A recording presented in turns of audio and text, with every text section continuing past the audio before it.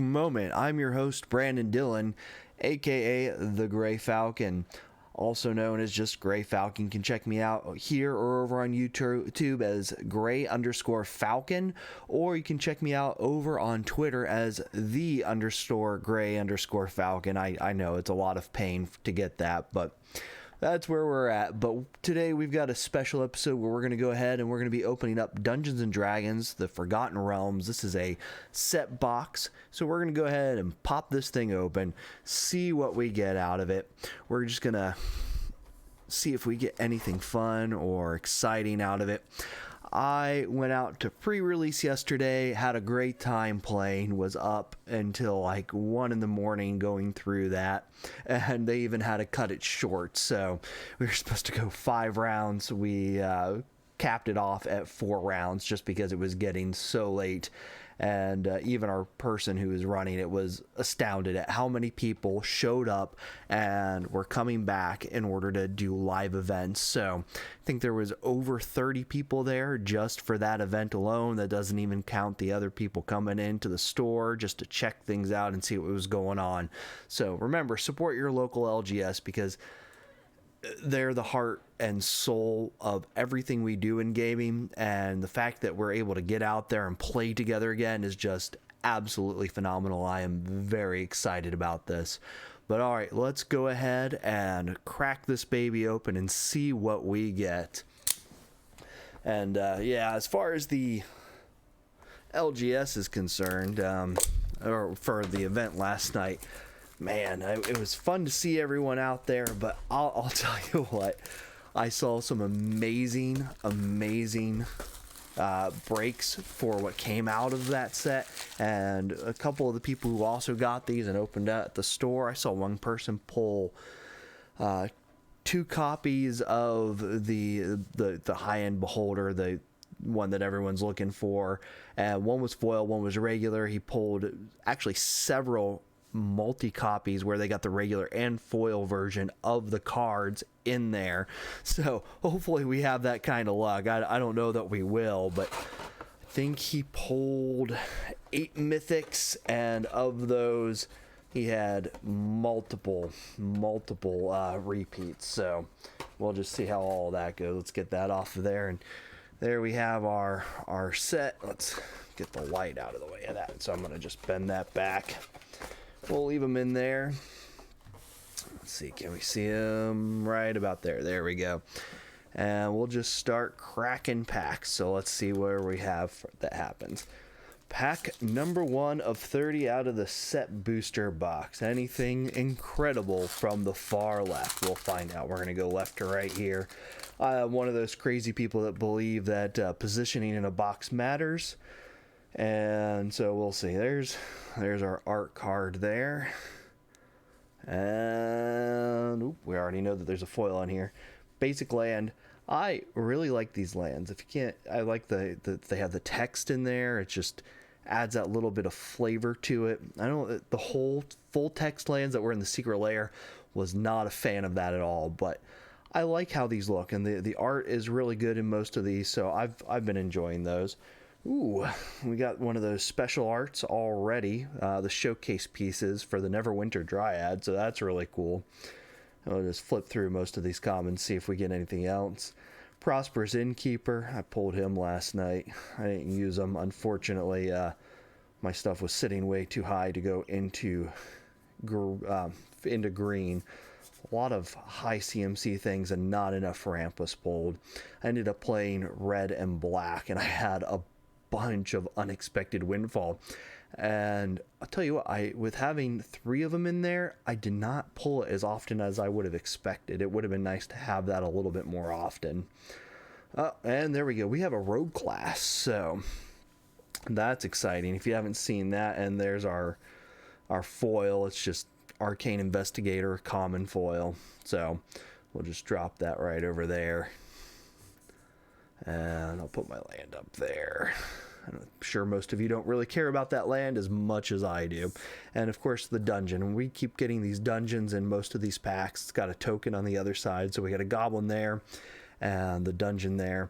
But if you haven't seen these class cards, basically. They give you advantages, so I'll just go ahead and read through this particular one. Whenever a creature you control deals combat damage to a player, exile the top card of that player's library face down.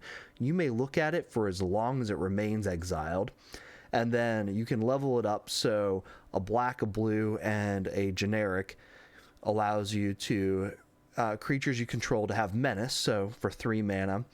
And then you get into where if you go up to 4 mana, a black, a blue, and 2 generic, you may play cards exiled with rogue class, and you may spend mana as though they were mana of any color to cast those spells. So whenever a creature you control deals combat damage to a player, exile the top card. So that's where that comes into play, is for that first ability, so that you're exiling things for the top card, and then you're getting to play their own deck against them. So if you do Dimir Rogues, if you have that rogue deck from last year for the commander deck, man, that'll be fun to throw in there. I don't know that it is the greatest class in this setup, but I do think for the most part, the classes have some real good versatility that's available to them in these. So yeah, well, let's see here. We got our treasure token, so no dungeon on that one. If you do pre-release, you get foil versions of the dungeons, so that's a lot of fun. And I've been making a lot of stuff, so I've got these. This isn't actually one of them, but this is a mana counter I've been working on as part of it that's been cut out. But I have these little tokens that I've been making that are small, round like that, out of wood, and turning them into pieces to be able to walk through dungeons, or turning them into +1/+1 counters, -1 -1 counters. So I've been having a lot of fun with that, in addition to making my card boxes. So I'll talk about those a little bit later. Let's continue on with this. But there's our art card, which, you know, no one really cares about. There's the specialty land. I love those lands. Very happy about those. Oh, and right off the bat, there we go again. We get the owl bear and that showcase art. And I really love this. Well, the reason I love it, though, is more because the art style works really well for etching. And so on my personal card boxes, I like to go in and etch the actual card onto the boxes. So I'll put like Demonic Tutor, and I put the high-end one, the Japanese mythical archive one, on the front of my box, and on the top of it I put the colors for what the deck is, and I have a lot of fun with doing that. We'll just continue on through here, but that's more of a personal reason for liking that. It doesn't have a real heavy-end reason for going through that. Rust Monster, Vampire Spawn, Rimshield Giant. What? Why? So I had several uncommons here, and then it goes into that. I guess that's just how these work. And then Hive of the Tyrant. And what's our foil back here? Another common. All right, so nothing particularly special, but let's take a look at that one. Hive of the Eye Tyrant. If you control 2 or more other lands, Hive of the Eye Tyrant enters the battlefield tapped. Add 1 black. Until end of turn, Hive of the Eye Tyrant becomes a 3/3 Black Beholder creature with menace, and whenever this creature attacks, exile target card from defending player's graveyard. It's still a land. So these all have some pretty special abilities on them, but overall they are they're not overwhelmingly good. They're fun little things, but I don't know why they wanted to make such a big deal. All of those specialty rare lands in this turn into some sort of creature and have some sort of ability. That one allowing you to exile something from a graveyard is nice. Oh, boom. There we go. Maybe we got him. So he creates Boo. So we'll see if he's actually in this pile, or if we just, got that token. I know that in some cases, there's a signed gold art card. So that's pretty cool there. And but overall, I haven't found that if you getting the rare tokens necessarily equates to getting the card that you're looking for, and that would create that token necessarily in a pack. If you buy a box, you oftentimes will, though. So I don't know if that's intentional or unintentional. And we have another one of these showcase. Again, green. Lots of green showcase in here. It's still just a common, but once again, loving that showcase. I loved the showcase for Modern Horizons 2. I would not buy a box of it. I bought some of the stuff on sale or individual cards because, as with most things, a lot of these prices just ended up tanking, and I was not spending $300 on a box to just watch it tank to next to nothing. We got a Planeswalker here. We have ourselves Zariel. I'm sure I've messed that up, but Zariel, Arc of sorry, I have no clue how to pronounce after that, so we'll just go in here. And so Zariel, creatures you control get +1/+0 and gain haste until the end of turn. So not an uncommon plus, but it's got a 0 ability, which create a 1/1 red devil creature token. With this creature dies, it deals 1 damage to any target. So that's nice. It goes well on a red deck. And it's -6, so not too hard to get to -6 in this. You get an emblem with, at the end of the first combat phase on your turn, untap target creature you control. After this phase, there is an additional combat phase. So if you can get this pumped up really quick, maybe you've got a Vorinclex or something, you could potentially have this at 6 right off the bat, and then your very next turn you're getting 2 combat phases, which, depending upon how fast you get this out, if you have this out on turn 3, so turn 4, if your board is developed enough, we'll see. And then we have Faraday's Fireball in foil, another common. This one is kind of interesting, though, because it's 5 mana, it deals 5 damage, but then you have to roll a d20. And with it, if you get a 1 through 9, you deal damage to yourself and your opponent. So each player takes 2, but if you get a 10 or above, it deals 2 damage just to your opponent. So you're getting 7 damage for 5 mana, but you don't know if that's going to affect you or if that's just going to affect your opponents. But let's continue on. Let's see what we end up with in here. We're getting into that next pack. We're getting into some of those middle packs, which, you know, I'm of the belief that most of your big cards like Zariel, where we had that mythic, is where most of them come from, are these side cards. But I've been proven wrong before, and I've been told I'm crazy for believing that, but you know, that's just me. I've had too much luck pulling from those specific locations to doubt the fact that I'm going to get something better by pulling from those locations. So there's our mountain. This time we got an uncommon, black and white, so finally something other than green. Barrowing of the Clan Under. So there we go. Haven't had any of these pull multiple rares yet, so that's kind of disappointing. That's one of those reasons that you buy these sets, is looking to get those multiple rares, and so far just not there yet. Check for traps. I love the naming. Sometimes the cards don't work as well within those, but it's some really cool naming schemes within this. All right, so Utai Malison can't be blocked as long as it's attacking alone. So one of these rogues, it's a snake rogue that, you know, if you're doing Dimir rogues, not that you would necessarily use this attacking alone, given that's a 2/1 for very long, but whenever you deal combat damage to a player, you get to venture into a dungeon. So one of those new mechanics where I was showing the dungeon earlier, and this is probably the longest one, the Dungeon of the Mad Mage, but it's all positive things. And then when you get to the bottom, you get to draw 3 cards and reveal them. You may cast one of them without paying its mana cost. So there are very good things for completing dungeons, but they take such a long time to do unless you are just built around that mechanic. And even then, if you're constantly being given setbacks, it doesn't help you a whole lot. During several of the games, you just kept having the things that were supposed to help you venture into the dungeon get wiped out quickly because a lot of them are creatures.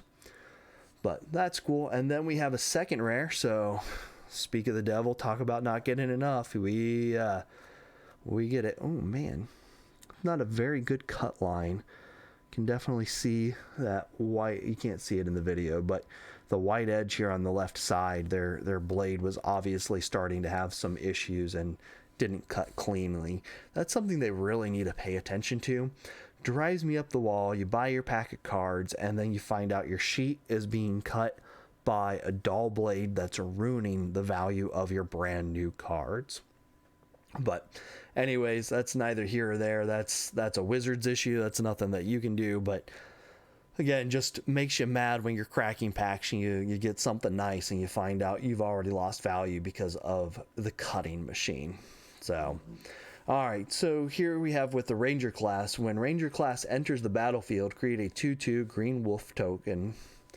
Let's see here. So doesn't give you a whole lot up front. You get a creature, which is nice for 2. So 2/2 for 2. But it doesn't continue to help you such as the rogue class did in that first section. But you level up. It goes, whenever you attack, put a +1/+1 counter on target attacking creature. So getting 4 mana into this gives this enchantment where you're constantly able to Voltron up your characters by giving this +1/+1. So that is nice. And then once you get up to the level 3, so another 4 mana. So at this point, you've invested 8 mana into this card, and you may look at the top card of your library anytime, and you may cast a creature spell from the top of your library, which is a nice ability. It gives you that ability to have that extra card in hand effectively constantly. But by the time you play 8 mana into this card, I don't know how effective that is. I suppose it could be nice at times if you are just low on the number of cards in your hand, but overall, 8 mana being pumped into that I don't think is going to happen very often. And then contact the other plane. And then we got a list card. Not a great one, but Noggle Hedgemage. When Noggle Hedgemage comes into play, if you control 2 or more lands, you may tap 2 target permanents. Fun for Flicker. When Noggle Hedgemage comes into play, if you control 2 or more mountains, you may have Noggle Hedgemage deal 2 damage to target player. So that's interesting. If you can Flicker that a lot, that'd be good. But red and blue, well, blue has a decent amount of Flicker, but not so much in the red. So I don't know what that's card worth, but it's a uncommon on the list. I would suspect that you're not going to see a overwhelming value in that. So there we have another Tomb of Annihilation. That one is the fastest one, but it does a bunch of nasty things to you, or you and your opponent. So it starts out with each player loses 1 life. You can complete this in 3, but the second one makes you get rid of so much stuff that it's really just not worth the effort. And there we go. We have an art card there. Looks like we've gotten that one twice now. I think I had the signature one before. And we get ourselves a foil land. Okay. And Direwolf Prowler again. Well, not super excited about constantly getting a bunch of those, but when you primarily can't play Commander, a bunch of common things aren't going to be super helpful. But let's go ahead and get in here. Inspiring Bard, Vampire again. There's that Druid class. So I'll go ahead and take a moment to look at the Druid class. Whenever a land enters the battlefield under your control, you gain 1 life. You may play an additional land on each of your turns for 3 more mana put into that. So that's very nice. So you put 5 into it, but at that point, you're getting that ramp constantly. So not particularly upset with that. And when a class becomes level 3, target land you control becomes a creature with haste, and this creature's power and toughness are each equal to the number of lands you control. It's still a land. And that puts another 5 into this. So at that point, you're at, 10? Yeah, 10 mana into this card. And all the 3rd level does is give you a creature. Could be a very powerful creature. It could be good in some very specific decks, but overall, I think you would bring this to level 2 and leave it there. It's just not really worth that level 3 jump for most situations. All right, what else do we have in here? Hunter's Mark. You find some prisoners. Werewolf Pack Leader. I pulled that yesterday. It's not very good. I mean, the pack tactics are fine. If you get enough cards with pack tactics, it does allow you to get some nice things. Like this gives you card draw. But overall, unless you're building a pack tactics deck, this isn't going to do much for you. And having Leader of the Pack get a 5/3 for 4 and isn't a human, so effectively all you're doing is paying 4 mana to get a 2 power boost. Not impressive. And Chaos Channeler for our foil. It's a pretty card. Another one of those roll cards, but I'm not really going to go into that one. Not one you are going out of your way to play unless you're doing a draft or something, most likely. All right. What is in the next one? We've got 4 packs left in this row, counting this one. Let's see if we get anything of super interest. All right. Drop that over there. Here is our skeleton and Lost Mine of the Philanderer. So that's our last one. This is the middle of the road one. It has some good things. It's definitely completable. So if you are wanting to complete a dungeon, that one is one that is very positive overall, doesn't take too long to get through. There's our next art card. And let's see what's behind the art. We've got ourselves a forest and Goblin Javelineer. Well, okay. Card that probably won't ever get used, but still I love that art style. It's just, but again, the reason I like it is for simplistic reason, or for personal reasons, not so much because I'm a huge fan of the actual art. It's just, I could see what it would look like on a box if I were cutting that out. Scaled Herbalist. Not much good happening here. Mind Flayer. I swear, so many of these rares are just a bunch of trash in this set, unfortunately. It makes me sad. Mind Flayer. Dominate monster. When Mind Flayer enters the battlefield, gain control of target creature for as long as you control Mind Flayer. So, it does give you control of a creature, but they'll remove it quickly. I've played this type of card before, and if you are taking control of something that is powerful on the board, it's not going to stay there very long. They will target that. You have to give something like that hexproof, and at which point you are taking away hexproof from something that is probably more important than that, unless that is just absolutely saving your game.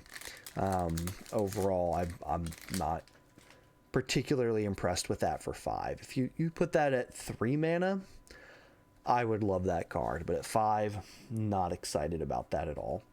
Treasure token and advertisement, not even a double-sided token, so just the advertisement there. And there we have our art card. I know, I'm sure I've said it before, but so far I've been far more impressed with draft boxes. I couldn't get a draft box yesterday. That's what I wanted to get. They were not selling them. You could only get the set boosters. And at the end of the day, the one card I really wanted in this set was Vorpal Weapon. And Vorpal Weapon is great. I'm so excited about that one. I expect overall that is going to be a fantastic card. And I knew I was going to get it if I bought a box, and you get the special art and foil. I don't really care about the foil part because, let's be honest, the foil Pringles, so I'll have to do some special things in order to keep that from getting too terrible. But yeah, there's our swamp, and we have Hulking Bugbear. Haste. 3 mana for a 3/3 with haste. This one I do like. I mean, it doesn't do a whole lot. It is just a 3/3 for 3, but it has haste, so it is worth the effort to play. He made some big moves in in draft. Most of the time it just ended up sacrificing to kill something else that was big, but I'll tell you what, it made such a difference in so many cases with that. Ooh, and Wizard class. All right. So Wizard class is a fun one. So it comes in at 1 mana, and it automatically gives you have no maximum hand size. And in blue, 1 mana to do that. That is awesome. And then you can pump 3 more into it, and then you draw 2 cards for 3. Not incredible, but still good. So overall, for 4 mana, you now have no maximum hand size, and you've got yourself a couple of extra cards if you need them when you need them. And then you get to level 3 for another 5. So again, that is putting us at 9 on this card. In order to get to that level 3, let's see if it's worth it. Whenever you draw a card, put a +1/+1 counter on target creature you control. So kind of like our Ranger class there, only you have to go to level 3 in order to get that +1/+1, but it's whenever you draw a card. So the other 2 are definitely worth it, and that last one is worth it if you were playing in something that is very card draw focused, and Niv Mizzet, some of these other things are going to absolutely love that. So it will be worth it in some decks. Overall, these classes have been very good and very impressive. Dungeon map. Oh, Old Gnawbone. There is a big pull. Full art flying. Whenever a creature you control deals combat damage to a player, create that many treasure tokens. I have a deck for him. That is exciting. I'm going to put him up there, keep him nice and safe until I can drop him in a sleeve later. All right, target up there, just Ray of Enfeeblement. I do like Ray of Enfeeblement. It's not the greatest. At 1, it gives an egg 4 and egg 1, so it can save you in a pinch in a fight. So if you're fighting something that's high power, it's great. But if you are facing someone that has white, it gets really good where it goes to neg 4, neg 4. So you can take out something decently big. You can kill an angel off with this, and it costs you 1 mana to do. So that's the exciting part about him. But Old Gnawbone, that's a nice big pull. I'm excited about that one. Full art, and that is something that is nice. Is in this you can get the full art cards in the draft packs, in the set packs. So you don't have a whole lot of worry with that. I pulled the Adult Gold Dragon in full art foil yesterday. Beautiful card. Not worth a whole lot, but it is an absolutely gorgeous card. Oh, Gelatinous Cube art card. But for the showcase art, I did not know you could do that. I really wish this one had been signed. That would have been awesome. But still, love that. That is, for an art card, that's awesome that you can get the showcase. I didn't even know you could do the showcases. I don't typically care about the art cards. After I put this down, I probably won't remember it again. But right now, looking at that, really cool to see that. All right. Got a Plains. Ooh, and the Evolving Wilds and that new art style. And I know a lot of people don't like this, but as someone who has played D&D for years and remembers the old modules and just the old books and how they looked, I love this look. This is, and I know it's not for everyone, but this is basically, it says it's a Dungeons and Dragons set. We are putting these out there for our Dungeons and Dragons fans to go out and pull these. And it's just an Evolving Wilds, but I am really happy I got that. I love the look of those. I'm going to put that up there just because one of my favorite things. I really enjoy those from this set. All right, let's see what else we have come out of here so far. Ooh, Barbarian class. So we'll probably get all the classes in a box, at least in this box. It looks like I'm going to. But Barbarian class, if you would roll 1 or more dice, instead roll that many dice plus 1 and ignore the lowest roll. And that's just for 1 mana. So this is great for any die rolling. So if you build a deck around that, or even some of the enter dungeon abilities where you die roll and sometimes you get to enter more than once, I believe, on a couple of cards or things. That is very handy. And like on that red spell that we showed off earlier where it deals 7, but there's a high chance of it 50% chance of dealing 2 damage to you as well. This helps effectively negate that, because you have 50-50 shots, so 2 dice you're probably going to avoid getting hit by that extra 2. All right, and then you go up to, for 2 extra mana, level 2, whenever you roll 1 or more dice, target creature you control gets +2/+0 and gains menace until end of turn. Again, not used very often. This is a new mechanic, not a lot that has it, but very, very good if you do go into that type of set. And then level 3, creatures you control have haste. And so, yeah, going up, this one only costs you 6 total. So 6 total to give your creatures, to take advantage of to die rolls, to get a +2 bonus to your creatures and give them menace, and then you have haste for all of your creatures. Overall, that's really awesome. Now, I wouldn't just play this just to get the haste. There are easier ways and cheaper ways to do that. But if you're in a die roll deck, that's really awesome. But again, right down here, you can tell that the blade, you probably can't see it, but you can, yeah, there you go. You can see that white line down there a little bit, and you can see that up on the top. And while luckily it's just an uncommon, but again, it's hurting the value because they can't keep their blades sharp and cutting properly. All right, Hall of Giant Storms. This is another one of those lands that turns into a creature. This one turns into a 7/7 blue giant creature with Ward 3, and it's still a land. And this one is still until end of turn, so you're paying 6 to get an until end of turn creature. It's on the plus side, it is a 7/7. You can play that and all of a sudden, your land becomes a 7/7 and you have a big blocker that you didn't have there before in a pinch. But overall, still not very happy with those. But here we go. True Polymorph. I got one of these yesterday as well.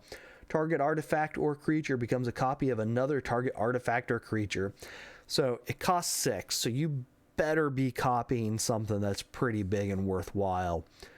But it is nice to have another one of these cards that allows you to do things. But 6 mana for this ability, I just don't think most of the time it's going to be worth it. You're going to have to pay attention to what's out there. But of course, you can turn a treasure token or something that you got out for very cheap or free in some instances and turn it into something big, and it just is that creature. So that is nice in that regard. Oh, and here we go. We have Varys Silvery Moon Ranger. So it's a green, but it's the alternate art. It is a rare one. It is a half-elf ranger, so human elf in magic terms. And what it is it's reach with ward 1, so it has a little bit of protection. Whenever you cast a creature or planeswalker spell, venture into a dungeon, this ability only triggers once. Whenever you complete a dungeon, create a 2/2 green wolf token. It overall not incredible, but if you are building a deck around venturing into a dungeon, or it's just one of those side extra little effects, it's a 3/3 for 3 with reach and some protection.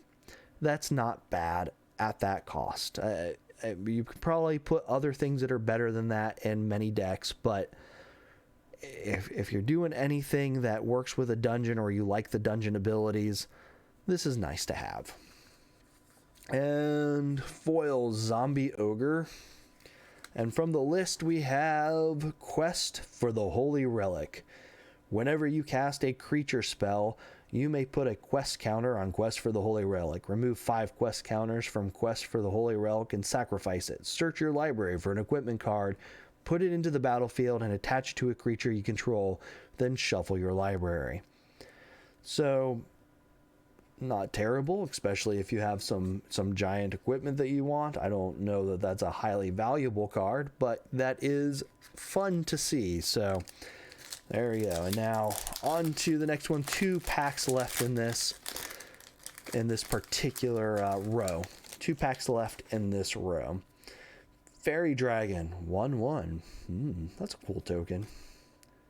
Not a dungeon, but still, I like that token. That looks really pretty. And there's our art card. Ooh, Flaming Skull. I don't know what that card is for, but really awesome. I didn't do nearly as much research on this set. When I looked through it, there wasn't a ton that I was interested in, but still some really pretty art. The land there, again, really awesome. And we got a Black Dragon full art in that first slot. That is cool. Flying Acid Breath. When Black Dragon enters the battlefield, target creature an opponent controls gets -3/-3 until end of turn. So it's expensive, and most of these dragons are overly expensive. So you're getting a 4/4 flyer for 7 mana with a little bit of removal attached to it. Honestly, I don't think you're going to see a whole lot of play in this unless you're building a Dragons deck and you can severely drive down that price. But that's also why so many of these are actually really cheap to get. Even on pre-order or pre-release for those, most of those are quite cheap to acquire. All right, so what else we have in here? Burning Hands, Loathsome Troll, Black Dragon again. Ooh, 2 Black Dragons. Well, that's fun. So now I've got the regular and full art, so that's cool. And then we have the Bard class, and this is a rare one. And in the Bard class, we have legendary creatures you control enter the battlefield with an additional +1/+1 counter on them for 2. So if you're making a legendary deck and it has green and blue, or green and red, sorry, and that's pretty good. That's a nice start. But then it adds up where for another green and red, legendary spells you cast cost an additional green and red less to cast. This effect reduces only the amount of colored mana you play. So again, a really, really nice feature for reduction in legendary creatures if you're doing that. So if you're getting that precon with the dragon-based precon, this would be really good in there. I don't know if it comes with this already, but this is a nice addition to that type of thing for that mana reduction. And then finally, for a green, a red, and 3 generic, so 5 total for level 3, whenever you cast a legendary spell, exile the top 2 cards of your library. You may play them this turn. So not bad. Hopefully you have the mana to do that. The only problem I have with this, I love the exile abilities and I think they are nice, but you have to have the mana for them. Luckily, this has green as a part of it, so you probably will. But so often you get red cards that have that ability and you just end up a little bit screwed because you can't actually cast what you want. Oh, man. And there we have Akaret the Archlich. Don't know if I said that right or not, but that's awesome. When Akaret the Archlich enters the battlefield, if you haven't completed Tomb of Annihilation, return Akaret to its owner's hand and venture into the dungeon. Oh, that kind of sucks. It is only 3 mana for a 5/5, but still, that's... So let's go ahead and Tomb of Annihilation. So this is the tomb. It's the shortest one, but it does a lot of negative things. So you can complete this in 3, but to complete this in 3, it's each player loses a life. Obelette, discard a card and sacrifice an artifact, a creature, and a land. And then it goes Cradle of the Death God. Create the Artipole, a legendary 4/4 Black God Horror creature token with Death Touch. So the last one on this is nice, but man, this just kills you. If you take the longer way that only goes through in 4, then each player loses 2 life unless they discard a card. And then again, it's each player loses 2 life unless they sacrifice an artifact, a creature, or a land. And so nobody really wants to go through this dungeon. So I guess if you are playing him, you kind of need to, and that's the one you're going to do. But yeah, wow.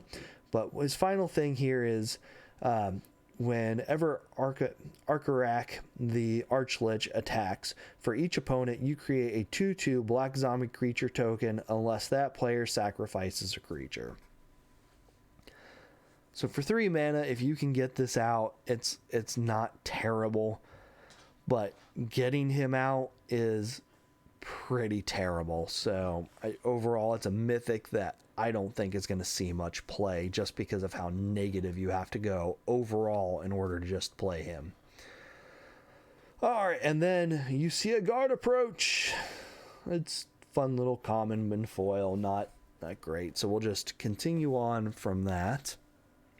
Final pack in this row. Let's see what we crack open here. All right. We have ourselves a goblin token. Awesome. Ooh, and an art card. Shazam. Ooh. Another one of those specialty for showcase art. So that's cool. Still not signed, but there we have that. And there's our mountain. We got a celestial unicorn for our showcase spot. Let's go ahead and get on through these. See if we get anything particularly incredible in here. Den of the Bugbear, again, another one of these lands that turns into a creature. Until end of turn, Den of the Bugbear becomes a 3/2 goblin creature with, whenever this creature attacks, create a 1/1 red goblin creature token that's tapped and attacking. It's still a land. So for 4 mana, you can use it to create more goblins that are attacking and will probably get wiped out. But maybe not. I don't know that I'd still want to use that, though. Find a Cursed Idol is our foil and dungeon on the backside of our token. So there's that. Actually, I'm going to go ahead and... that's the last pack from this row. So we'll go ahead and drop these back in here. And we'll move on to the middle. Let's see what we've got going on here in the middle row. May we crack incredible things. We have a normal card at the back, though, so that looks like we get a list card. All right, flip her over. There's our art. There's our land. Exact same mountain that we had last time. And then we have Chattering Skeletons. All right. When Chattering Skeletons dies, venture into a dungeon. 4/3 for 4. Not impressive. Again, really cool art on that. Just not impressive as a card overall. Warlock class. Okay, Warlock class for a single black. At the beginning of your end step, if a creature died this turn, each opponent loses 1 life. That's nice. I've got a Beladros deck this will be going into. When this class becomes a level 2, look at the top 3 cards of your library. Put one of them into your hand and the rest into your graveyard. And then finally, for a ton of mana, so 6 generic and a black, at the beginning of your end step, each opponent loses life equal to the life they lost to this turn. So chances are not going to be great. You'll have some instances where that will be impressive, but 7 mana being left open, hoping one of your opponents did something incredible, or getting lucky and having you do a whole bunch of damage and then doubling that. Sure, that's really great, but at 7 mana, you're probably only going to level 2 on this for that first 3 mana, because, yeah, at 10 mana, that last one just becomes too expensive, really, to value, except in very specific circumstances. +2 mace, Circle of the Moon Druid. Asmodeus the Archfiend. Here's one that people have been talking about. Binding Contract. If you would draw a card, exile the card from your library face down instead. Pay 3 black, draw 7 cards. Return all, and for 1 black, return all cards exiled with Asmodeus the Archfiend to their owner's hand. You lose that much life. So overall, I like this one. It is card draw, Nice big card draw. And then on top of it, you are also getting to exile, and you can have more cards added into your hand later on. Incredible. He costs 6, so he's a little pricey, but overall, very happy with this card. I think he will make a good amount of play, at least in the 99 of Commander. I don't know how much you'll see in Modern and other type of decks, but that is exciting. And then our list card is Moon Mist. Transform all humans. Prevent all combat damage that would be dealt this turn by creatures other than werewolves and wolves. So basically you're transforming all your humans into werewolves and preventing the combat damage. So I guess that's good if you're in a human deck. It's a very specific case instance. And green, I've tried to look into green for humans, and unless you're in like a Kenrith deck or something, I feel like overall you're not going to get a lot of play out of that, because green with humans is not super prevalent. 3/3 angel token with roll for initiative. We already saw the foil. What was that? It is a common, so nothing special in the common slot or that foil slot. And there is our art card. And let's see where we go from there. Mountain. And then we have Cloister Gargoyle in the special art. All right. 0/4 uncommon. Not terrible. Swarming Goblins. Dwarf Shaman. Get through some of these. See if we can get anything. Goblin Morningstar. +1/+0. And has Trample equipped 2. Enters the battlefield, roll, create a 1/9, create a 1/1 red goblin creature token. 10/20, create a 1/1 red goblin creature token. Then attach Morningstar to it. I guess that could be good if you are hoping for that, but I honestly wouldn't want that to get attached to that little thing in most instances. I don't know that I played in most instances, though. Keen-Eyed Sentry. You have hexproof. I do like that. Each opponent can't venture into a dungeon more than once per turn. So, one of those tax-style cards, specifically for Dungeons and Dragons. And then we have Grazilex. Illid Scholar. It's 3 mana. Legendary creature horror. Whenever a... Oh, I'm sorry. I'm bumping the camera there. My bad. Whenever a creature you control becomes blocked, you may return it to its owner's hand. Whenever one or more creatures you control deal combat damage to a player, draw a card. And there's that one that we saw before. This is not really bad.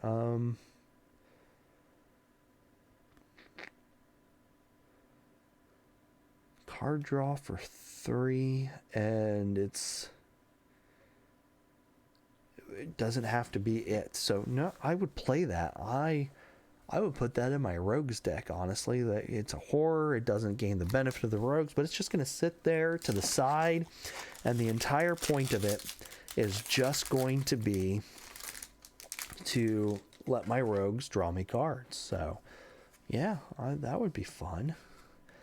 The Astropole or whatever with a Dungeon of Annihilation on the backside. Alright.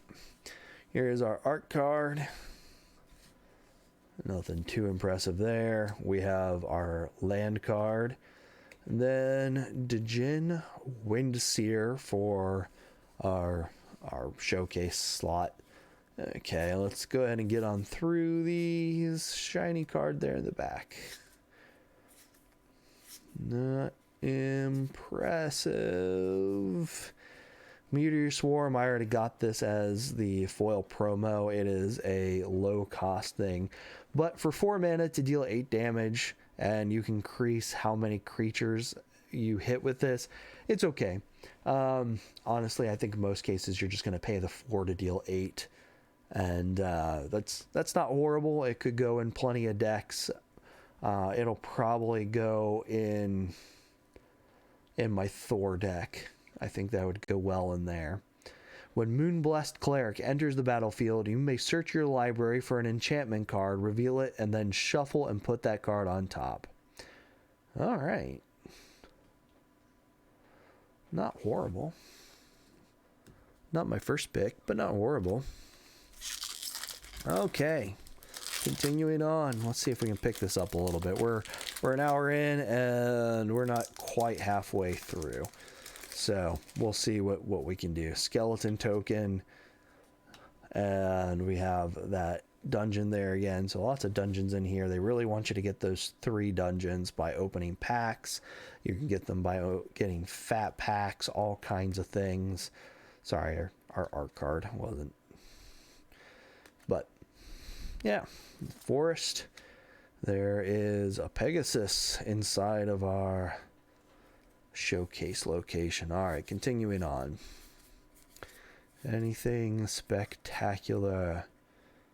Sylvan Shepherd, Wild Shape, Sorcerer class. All right.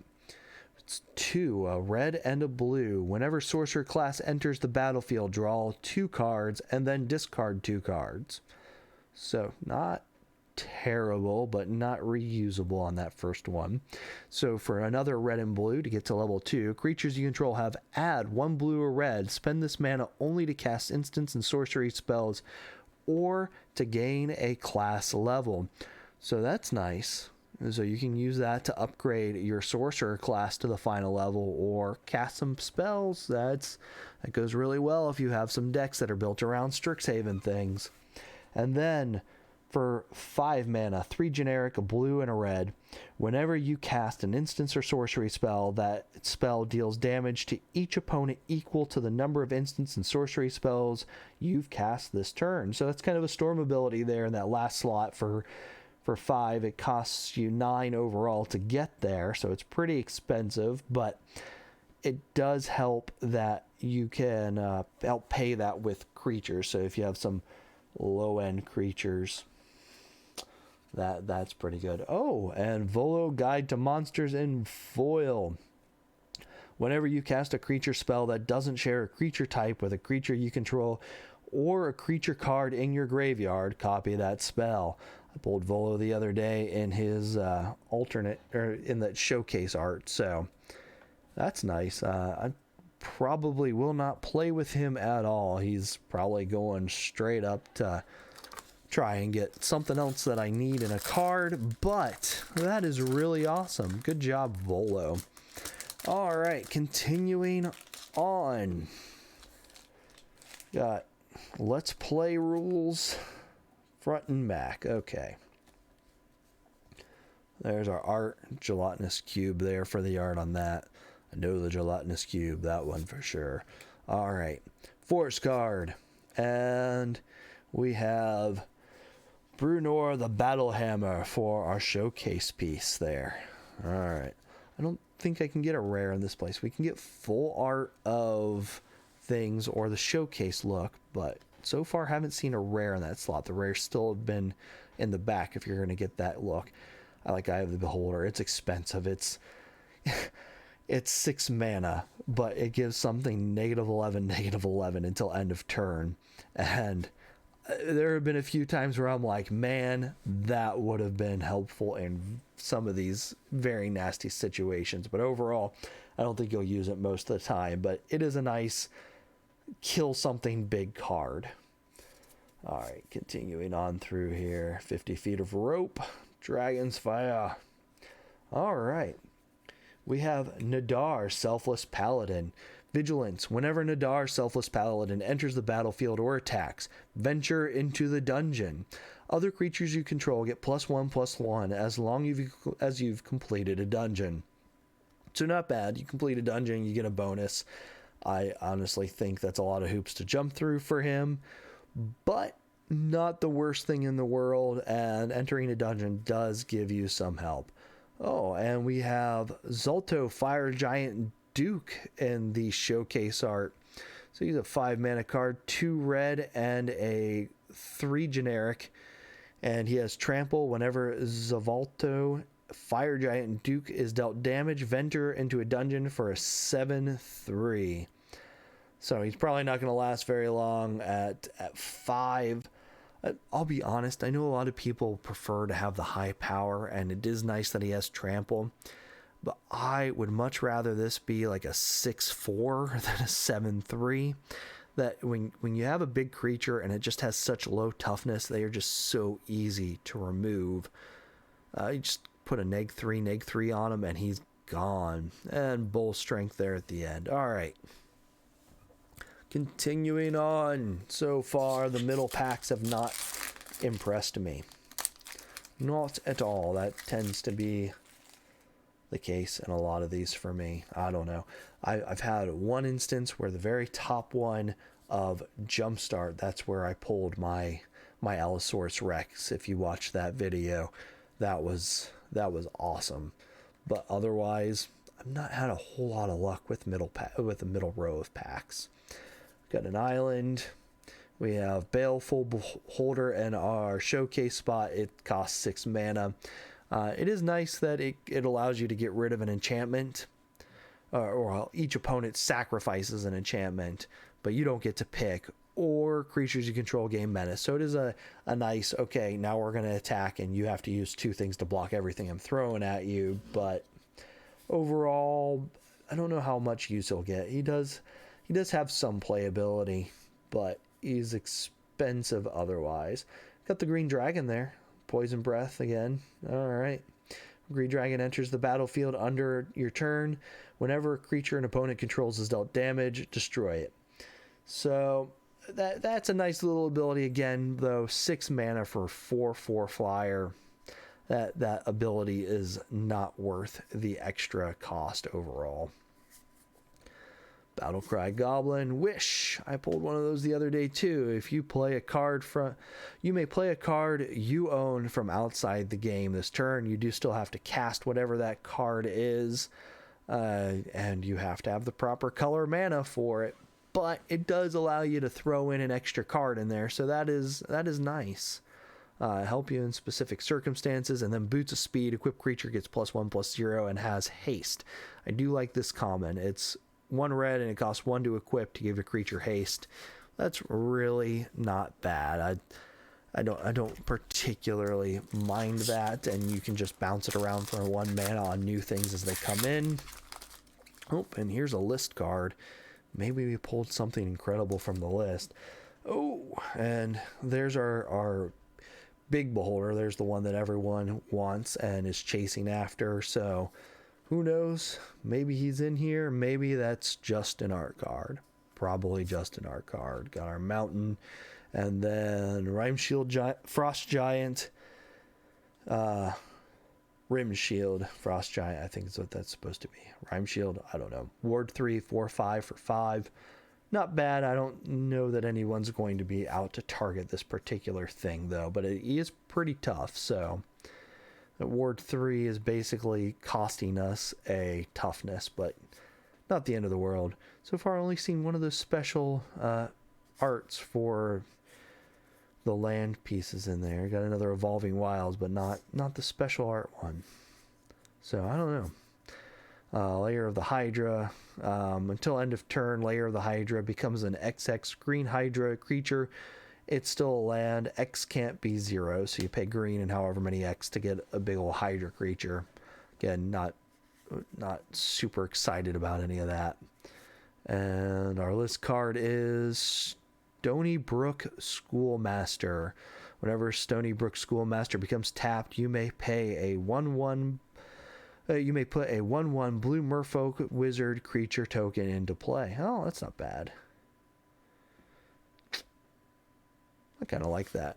I don't play Merfolk, but that is nice for a Merfolk type deck. Oh, I'm sorry, I keep bumping the leg from my camera here, and your guys watching that wobble here and there from time to time.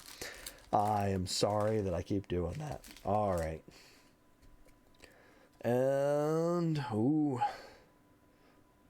Displacer Beast, something like that. I think I can't recall exactly off the top of my head. My D&D people will hate me for that. All right, Manticore. Manticore is always cool. Flying Flash. Tail spikes. Whenever Manticore enters the battlefield, destroy target creature an opponent controls that was dealt damage this turn. So that's fun. Another one, Eye of the Beholder, another Beholder there. Kind of a Beholder theme. Temple of the Dragon Queen. Oh, that's exciting. I did want that card.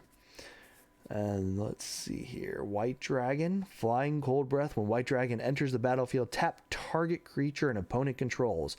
That creature doesn't untap during its controller's next untap step. So that's cool. 2 of them right next to each other. Nothing special, just the normal art one, but 2 of them. All right, what sheet is that? Circle of Dreams Druid. Man, I need one of those that is just... the one I pulled earlier, I can't even remember his name now. Circle of the Dreams Druid, add 1 mana for each creature you control. That is going to be nice. It's 3 green, allows you to get a whole bunch of mana for having creatures. That'll go in an elf deck quite nicely. Oh, and Eliwick, Tumblestrum. So we got ourselves another Planeswalker. Venture into a dungeon for a +1. Look at the top 6 cards of your library. You may reveal a creature card from among them and put it into your hand. If it's a legendary, you gain 3 life. Put the rest of the bottom of your library in a random order. That's the neg 2. So, not bad. Yeah. That could be very usable, especially that -2 for just getting through and finding creatures you need.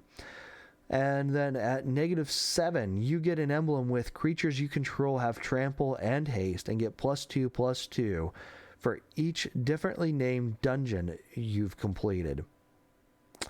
So it's a total of +6/+6 at best. Chances are you're not doing that. You may have 1 completed within the time that you get this out. Who knows, but I wouldn't count too much on that last ability. But yeah, if you want to venture into a dungeon, that's nice for that, and does have some good ability. So overall, not bad. Not great, but not bad. I don't know that I would play that outside of the pre-con that's all about dungeons, and I can't recall if that one can have green in it or not. I think it can. Let me know. Alright, there's our art card. What was our token? Oh, Zerial, Archduke of... Okay. So, that's cool. Got that emblem. Got our art there. Foil Island. Ooh, and Red Dragon full art. Getting 6 mana for a 4/4, but this one is Fire Breath. This one is a bit more playable. When Red Dragon enters the battlefield, it deals 4 damage to each opponent. So that is quite nice, especially in a commander. So yes, you are paying 6 for a 4/4 flyer, but right off the bat, you're getting 12 damage off. So 12 damage for 6 is not terrible.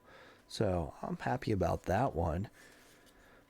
Let's see what else we've got in here. Oh, Goblin.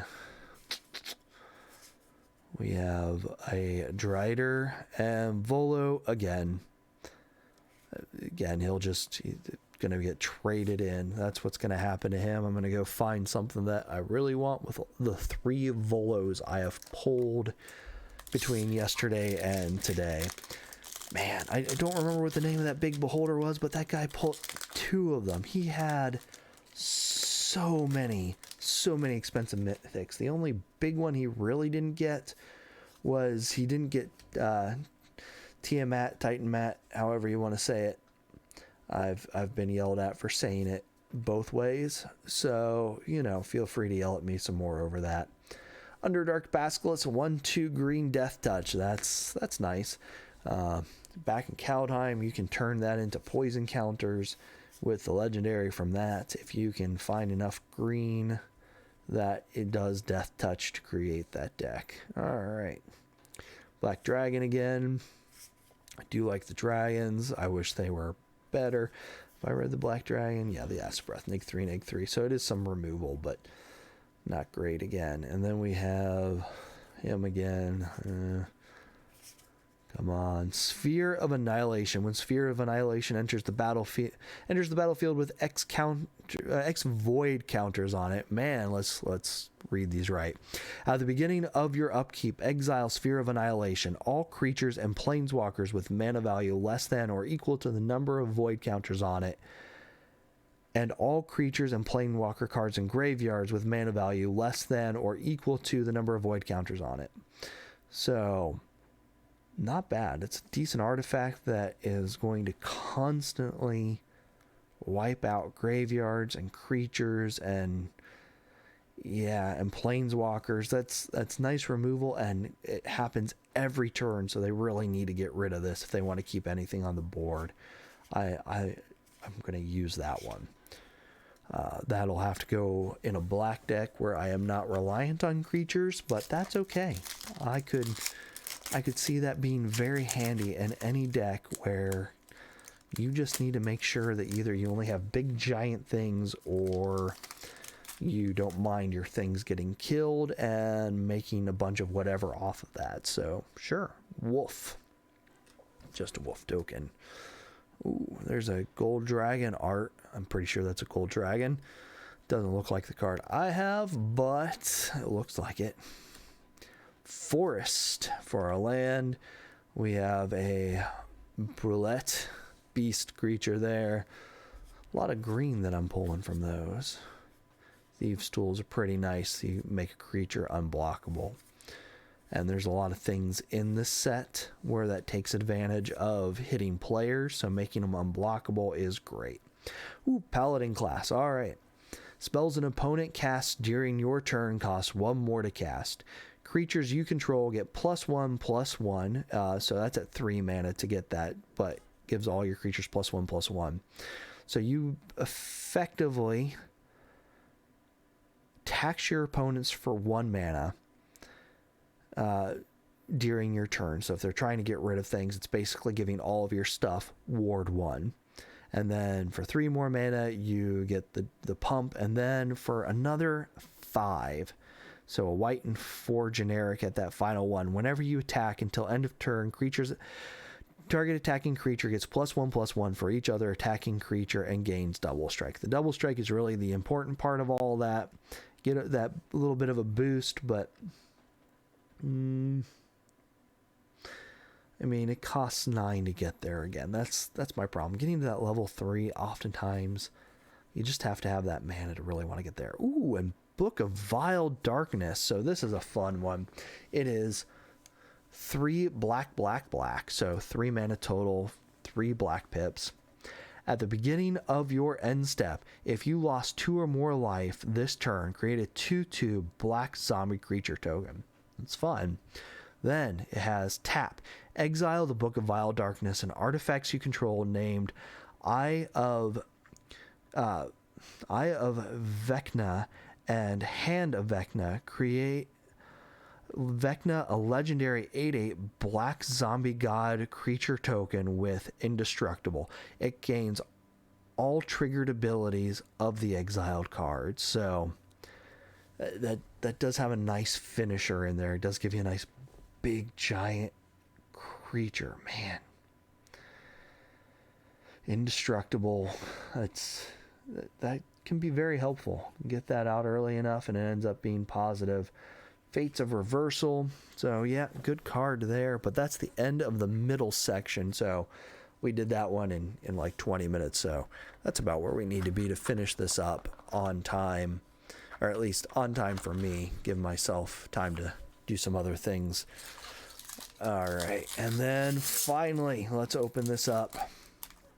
Kids will probably start waking up here soon if they're not up already, and we'll have all kinds of noise to contend with. That's really the biggest thing there. Fairy Dragon for that token. I like the look of that token, though. I do enjoy that. Okay, so Manticore for our art. We have a Plains. I'm going to put these lands in so many things. I'm so happy about that. Mimic. That's really cool.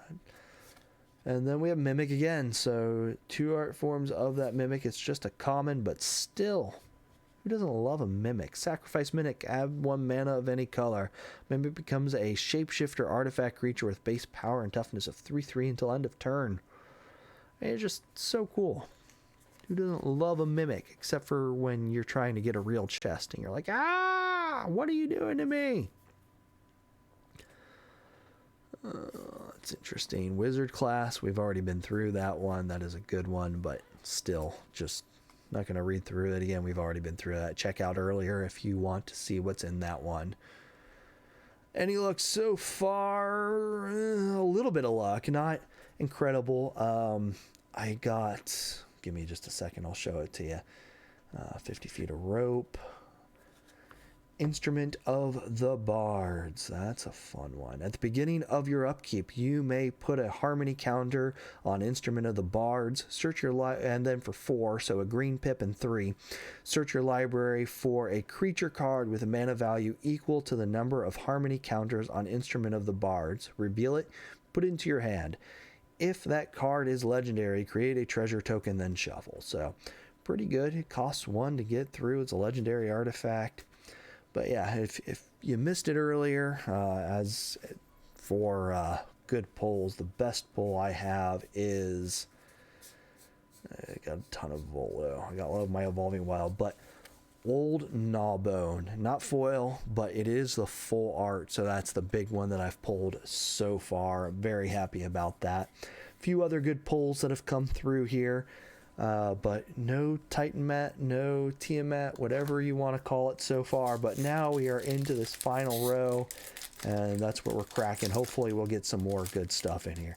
Yeah, I was very excited about that. So hopefully we'll get some more fun stuff through here. Hopefully I don't destroy cards trying to take the wrappers off there. Goblin token and dungeon on the backside again. Lots of dungeons so far. There's our art. And let's see what else we get through here. So, planes. Lots of planes, but at least I'm getting something. Oh, there we go. Temple of the Dragon Queen. Again, I love these art forms. Already got one of this earlier, but it was the normal card. And, yeah, just I love those old D&D looking module setups. So, very happy about that. All right. Get through the chaff for the most part here. Reaper's Talisman, that is a nice one. It's uncommon, but whenever equipped creature attacks, it gains Death Touch until end of turn. Whenever equipped creature attacks alone, defending player loses 2 life and you gain 2 life. So that one in draft, enjoyed playing with that last night so much. It made such a difference, and yeah, it was helpful. Fighter class. Oh, there's one we haven't got yet. So, fighter class. When fighter class enters the battlefield, search your library for an equipment card. Reveal it, put it into your hand, then shovel. So, a white and a red, and you get to go search your library for an equipment card. That's not terrible. And then for 3 more, a white, a red, and a generic equip abilities you activate cost 2 less to activate, so that's nice. And then we get up into the big one, so 5 total, a white, a red, and 3 generic. Whenever a creature you control attacks, up to 1 target creature blocks it this combat if able. Again, getting into that, so right there we're at 10 mana invested in this. You're not going to look at that level 3 very often unless there's a situation where you really need that. But for level 1 and 2, especially that level 2, that is nice. And Boros to get that equipment cost reduced. So no complaints on that one. Again, the classes are just great enchantments. I don't think there's any of them where I am not happy with them to some extent, at least up to that level 2. Several of them where the level 3 just is not worth that investment. Skeleton token, another dungeon on the back. And there's our art card. Our art card says, "Feed me, I'm hungry." All right, island.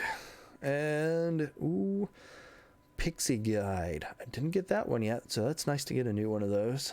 Just a common, but still love those arts. Thieves' Tools again, great card. Continuing on through. Nope. Okay. Oswald the Fiddle Bender. Fiddle Bender? Okay. Magical Tinkering. 1 white. Tap, sacrifice an artifact. Search your library for an artifact card with a mana value equal to 1 plus the sacrificed artifact's mana value. Put it into the battlefield, then shuffle. Activate only the sorcery. Oh, that's actually quite nice. I would play that. Let's see here. So you get 1+, so overall, yeah. And if it's not an equipment, you don't have to worry about attaching it to anything. Yeah, I would find a lot of use for that. So many times where I'm like, oh man, I've got this artifact in here at this particular moment. It would make all the difference in the world to me, and that just allows me to potentially go get it. Even if it's just like 2 mana thing, you know, you sacrifice a treasure token, go get something for 1 mana out. All of a sudden, you know, you've got a soul ring in because you decided to go search that and put that into play early on. That's very helpful. Red mana, and then Owlbear. 4/4 trample. Enters the battlefield, draw a card. Costs 5 for 4/4 trample. It's okay, especially for a common. That'd be really good in draft in some cases. Let's see. Demigorgon's Clutches. Long Rest. So for 3 green and X, return X target cards with different mana values from your graveyard to your hand. If 8 or more cards were returned to your hand this way, your life total becomes equal to your starting life total. Exile Long Rest. So that could be helpful. It could also be a negative. So if you're in a life gain deck, don't go to that 8 cards. You're not going to be happy about what happens to your life total. Oh, foil deck of many things. There's a big one. So legendary artifact for 5 mana. Roll a d20 and subtract the number of cards in your hand. If the result is 0 or less, discard your hand. That's bad. But 1 through 9, return cards at random from your graveyard to your hand. And then 10 through 19, draw 2 cards. And at 20, put a creature card from any graveyard onto the battlefield under your control. When that creature dies, its owner loses the game. I mean, you roll that 20, it's only a 5% chance, but you go in here and you get your barbarian class with this card. That's where you really need to be at with that, because you don't want to risk having to discard your whole hand, especially if you're in red or, well, anything. But that 10 through 19, most of the time you're going to turn out just fine where you draw 2 cards, especially with red. But that 20, if you're rolling 2 dice all the time, you're eventually going to get that, and you're going to cause someone to lose the game with that. That is fine. Oh, and for our list card, we have Vanguard of the Brimaz, something like that. Cat Soldier Vigilance Heroic. Whenever you cast a spell that targets Vanguard of the Brimaz, put a 1/1 white cat soldier creature token with Vigilance into the battlefield. So it'd be good for an aura-based deck. I know we have one of those. It's equipment and aura-based coming with this set as a pre-con for Commander, so I might slide into there pretty well. Sometimes the list, even if you get some junk things, you just have to kind of look at where... Ooh, I bet my art card there. You just have to look at where they're coming from with why they're on the list, and sometimes they're just meant to be a nice little addition to those things. May not have a whole lot of value overall. Ooh. Blue Dragon, I'm guessing. Look at that Lightning Breath signed card. Man, that is some gorgeous art. All right, continuing on. But what was I saying? I forgot. But oh yeah, about the list cards. But yeah, sometimes they are in there for a specific reason. Oftentimes it has to do with other sets that have come out around it. And yeah, so not the end of the world. We got a half elf, so uncommon one there. Again, I like the showcase pieces, but if you weren't here earlier, the reason I'm such a fan of the showcase is because when I create my card boxes, this gives me art that will work really well for etching onto those. So it's one of those things. I probably would never play this as my commander, but it might be nice to have on the front of my Dimir Rogues or something like that if I had a box for one of those. Yeah, really awesome art on those. Horde Robber. You see a guard approach.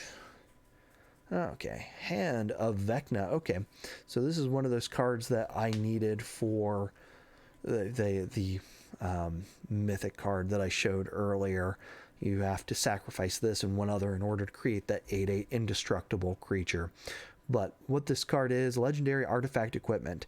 At the beginning of combat on your turn, equipped creature or creature you control named Vecna gets +X/+X until end of turn, where X is the number of cards in your hand. To equip it, you pay 1 life for each card in your hand. So it could be quite expensive to equip this. You do get some big pluses. I wouldn't mind the sacrificing of that in order to get the big creature, though. Again, just huge pain in order to get that out, though. So not something I will probably end up playing. So the mythic that synergizes with is 3 mana for a 5/5. And overall, just because you have to complete a dungeon for it to actually get out of your hand, not something that is a big focus for what I'm looking for. Maybe if we have more dungeon tactics late in the future, that will all synergize well with, but I don't know, a lot of people like it. A lot of people think it's going to do really well for things, but who knows. Another Evolving Wilds and that showcase art. So yeah, old D&D school stuff. I love that. Pixie Guide. What else we got in here? Anything special? Let's not jump to the foil just yet, even though you've cheated and already looked. Cleric class. Okay, for 1 white. If you would gain life, you gain that much life +1 instead. So good for a life gain deck. And then you have to spend 4 to get level 2. Whenever you gain life, put a +1/+1 counter on target creature, though, so that's nice. It costs you 5 mana to get there, but that is a reoccurring effect, so not the end of the world. And then another 5 mana, so a total of 10. When this class becomes level 3, return target creature from your graveyard to the battlefield. You gain life equals to its toughness. So that last ability at least is good if you have something that you need to bring back. So that's fine if you're in a circumstance where that's available. Most of the time, you're not really focused on that, but at least it's getting you a creature or something big out of your graveyard into the battlefield. Most of those level 3s just don't feel like they're worth the effort. And Dungeon Descent. Tap to add a generic. Tap an untapped legendary creature you control, venture into a dungeon, activate only as a sorcery. So good for dungeon delving, otherwise doesn't have a whole lot of practical use in most decks, but it was fun to play with in draft, I must say. Mage Hand, tap, untap target permanent not named clever conjurer, activate only as a sorcery. So that has its uses. It's a common, but that was a foil pull, so not horrible. All right, and where are we going from here? So far, our mythics are a couple of planeswalkers, one of which I probably wouldn't play. Our Gnarlbone Green Dragon, which is pretty awesome. Hasn't been a whole lot of mythics, though. I think I've got 4, maybe 5 out of this whole thing so far. Only a few packs left. We'll see if we get anything fun and interesting here going towards the end. But running out of time to really see one of those big giant drops fall here. Lightfoot Rogue. Tasha's Hideous Laughter. Each opponent exiles cards from the top of their library until that player has exiled cards with a total mana value of 20. Oh. That goes well, and if you want to go into a milling strategy and forcing 20 mana value or more out of a deck. That's fun. Hive of the Eye Tyrant land. If you control 2 or more other lands, Hive of the Eye Tyrant enters the battlefield tapped. Costs a black, and this is another one of those creatures. I believe I read this one before, but it's 3 generic and a black. Until end of turn, Hive of the Eye Tyrant becomes a 3/3 black beholder creature with menace, and whenever this creature attacks, exile target card from defending player's graveyard. It's still land. So it's just nice because it allows you to target something and get rid of it out of a graveyard. So graveyard hate is always fun. It's one of the few lands that really has any true value within that. All right, and foil card is Sudden Insight. And from the list we have Eye of the Storm. Whenever a player plays an instance or sorcery card, remove it from the game. Then that player copies each instance and sorcery card removed from the game with Eye of the Storm. For each copy, that player may play the copy without paying its mana cost. That's nice. I don't have that one. It costs 7, but with Strixhaven having just come out, that is a nice list card to get in for those red-blue decks. Man, I could play a lot off of that. That would be fun. All right, down to the last 2 packs, including this one. Zombie Token. There's our art card. Haven't pulled him. He's one of the cards I wanted. I can't even remember his name. I got his token, but not him. Probably have to go trade my Volos in for him because he's the other card I really wanted out of this set. Knoll Hunter. Faraday's Fireball. Not looking great. And I did get him. All right. Talk about it, and you might get lucky and just pull it. When Minsik Beloved Ranger enters the battlefield, create Boo, a legendary 1/1 red hamster creature token with trample and haste. I love Boo. That's probably the whole reason I want this card, is just so I can create that little hamster. So pay X until end of turn. Target creature you control has base power and toughness XX and becomes a giant in addition to its other types. Activate only as a sorcery.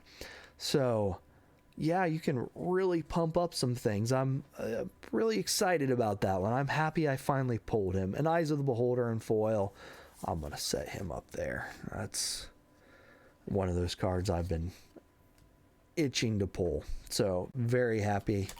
Now I don't know what I'm going to go trade in all the other things that I don't have interest in. The 3 Volos. They're worth, I don't know. At one point they had been worth like $10 a piece, and I think he's kind of dumb. So trade those in and see what I can get out of them. So Eliwick for her emblem art card there. Let's see what we get. Can we get Tiamat, whatever it's called, however you want to pronounce it. Swamp foil. Celestial Unicorn. Oh, I have a feeling this last pack is not going to do it for me. We'll find out.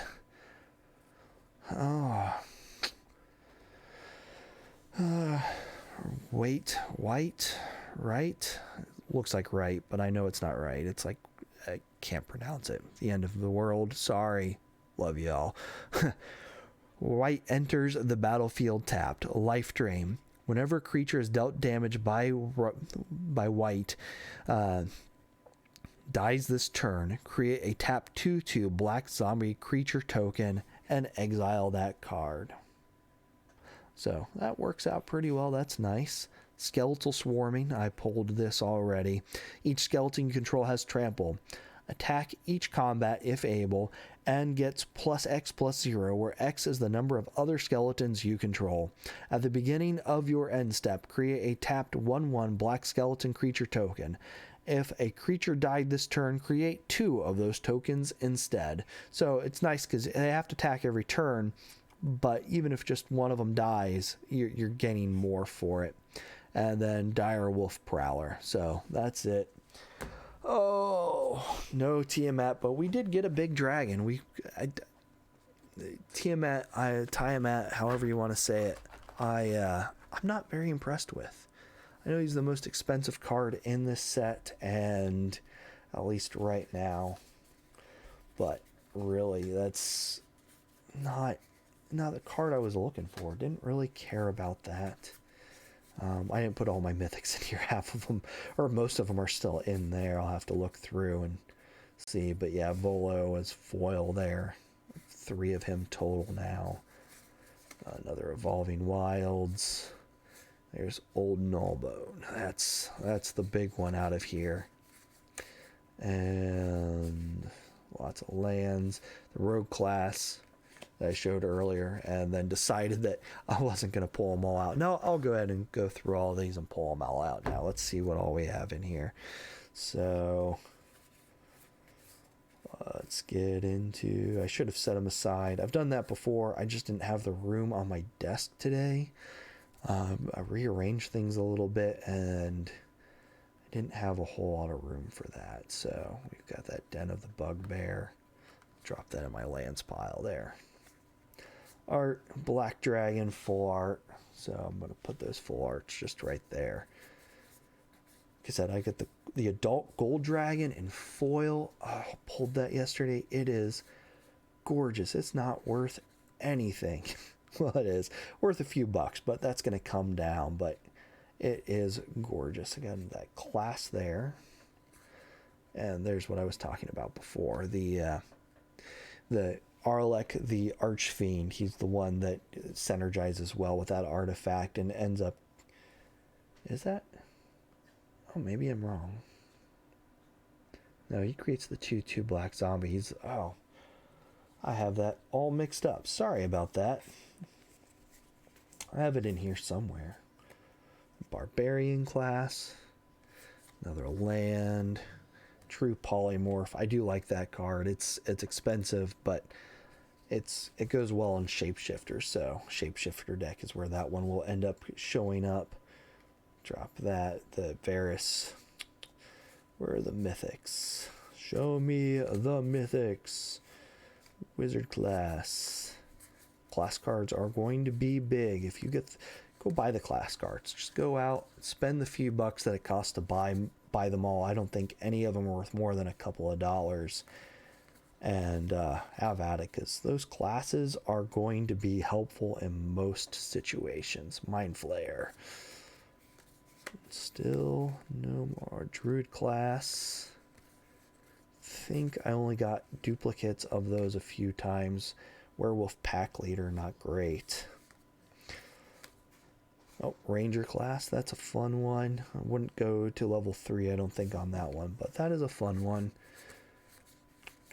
Anything else? Gotta love some of the art on these. There we go, there's another mythic.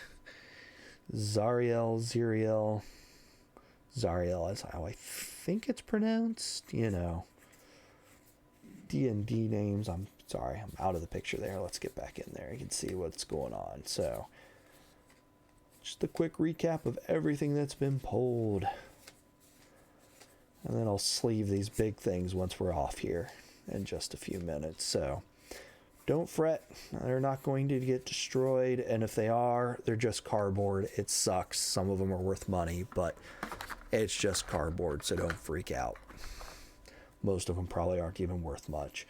Alright, so Horde Robber, Thieves Tools, continuing on through. Paladin class. Book of Vile Darkness. That's the one that synergizes really well. That's the one that gets me my 8/8 indestructible there. Okay. Evolving Wilds. I don't think I'll ever want to play the Evolving Wilds that are not the old school D&D book ever again. I don't play them very often to begin with, but it makes me want to put them in things. There's another one of those full arts there. Alright. Volo. Yeah, 2. I pulled one yesterday as well. So don't be surprised if you get way too many copies of him. Did not get my beholder that I was hoping for. Not that I had anything in mind for him, but I did want him. Because I figured he'll probably end up getting used at some point, but he isn't the focus. Let's see. Runaway Specialty Lad. Go over there in that pile. Yeah, him. I can't remember his name. But, yeah. Yep, at the end of the day, it's all cardboard. If it gets broken, don't get mad. If you weren't going to sell it to begin with, it wasn't worth the money that was on there. At best, it's good for trading, you know. That's basically the way you have to look at it. If you're going to trade it, yeah, you look at that value, trade it, get what you can for it. That's another good card, but I mean, unless you're trading and selling them, who cares? So we had Nadar, Selfless Paladin, and Zolto, Fire Giant Duke. Okay. Sorry, just dropped them there. 2 in a row. It's about the best that you can hope for most of these things. They say you can get up to 3, but that's mostly a lie. Sorcerer class.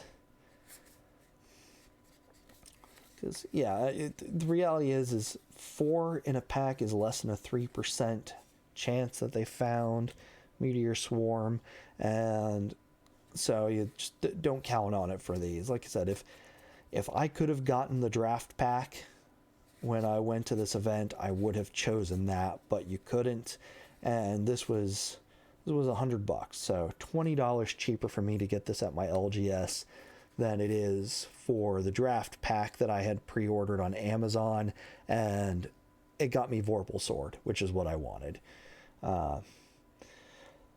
Grazalix, Iliad, Scholar. All right. Almost through all of these. Warlock class. Yeah, I'm pretty sure I got all the classes. That makes me happy. Asmodeus the Archfiend. That's a good one. I do enjoy Asmodeus. He will find some use probably in my demon deck as a devil god. How's that work out for you? All right, and let's get through this final stack, and then we'll see where we finished off here. Overall, I think I got the value of my money out of it. Again, most of the time, just better off buying singles, but I got all the classes, so I'm happy about that. Sorry, I bumped the camera again. Just the way I have to sit in order to get this. Blue Dragon. I think I got all the dragons. I just didn't get them all in the full art, but honestly, I can purchase them for pretty cheap if I really decide I want all of them. White Skeletal Swarming. I think I already put all the mythics from this pile aside, though. Maybe not. We'll see. That's why I'm going back through, get one last chance to see everything. Tasha's Hideous Laughter. Hive of the Eye Tyrant. Man, I'm going to play that one. I may not even have a good deck for that to go in, but I'm going to play it. Eye of the Storm. Best card from the list that I pulled. Everything else were uncommons and uncommons, so yeah, not much there. Cleric class. And Dungeon Descent. That's a land. Let's put that with the lands. I know those are lands too, but the art, I want that art separated. Okay. Anything else? Anything else at all? Hand of Vecna. And almost to the end here. Long Rest. I don't think Long Rest is worth much. The Deck of Many Things. That's another one, and in foil, so I'm happy about that. Run away. You're trying to sneak in. You're not a high value card. Don't try and hang out with them. They don't want to. They're too clicky. They're so clicky over there in the rare and mythic section. They don't even like some of each other. They say you're not even valuable. You should be hanging out with the commons. What's the point of you coming over here to mythic? It does feel that way, doesn't it? Like some of the cards are just clicky for no good reason. Like, you're a rare, but you're not really a rare. Your value is too low. You should have hung out with the uncommons, or you're really just common equal.